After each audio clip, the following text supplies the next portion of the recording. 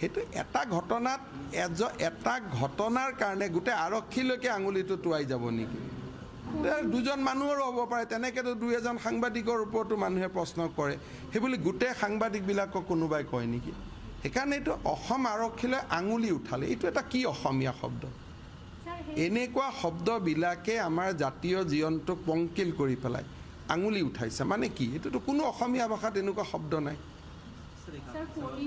না কোনোবা থাকি মই ক'লোঁ না, এই দুজন মানুহ আজিও এতিয়া টেক্স ডিপাৰ্টমেণ্টত আমি অফিচাৰ এগৰাকী এৰেষ্ট কৰিছোঁ, সেইবুলি গোটেই টেক্স ডিপাৰ্টমেণ্টটো বেয়া নেকি? এগৰাকী মানুহ এই যে অসম আৰক্ষীলৈ আঙুলি উঠিছে, এইটোতো মই বেজবৰুৱা দিনৰ পৰা আজিলৈকে অসমীয়া ভাষাত এনেকুৱা শব্দ মই পোৱা নাই।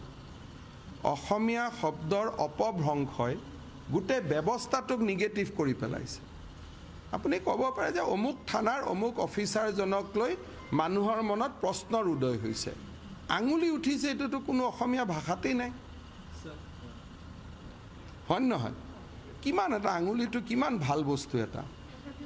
নাই নাই মই এনেকুৱা মোৰ অসমীয়া শব্দ মই যিটো আপোনালোকে অসমীয়া ব্যৱহাৰ কৰে আৰু মোৰ যিটো অসমীয়াৰ ব্যৱহাৰ, মই ভাষাতহে কৈছোঁ, এই ঘটনাক লৈ কোৱা নাই, এই শব্দবিলাক মোৰ মূৰত ঢুকি নাপায়, মই বুজিও নাপাওঁ। অসম আৰক্ষীলৈ আঙুলি উঠিছে, এজন আৰক্ষী বহি আছে ক'ৰবাত হয়তো উলুবাৰীত, এজন আৰক্ষী বহি আছে ডিফুত, এজন আৰক্ষী বহি আছে শিৱসাগৰত। এতিয়া নাওবৈচাৰ ঘটনা এটাৰ কাৰণে শিৱসাগৰৰ আৰক্ষীজনৰ ওপৰত আঙুলি কিয় উঠিব?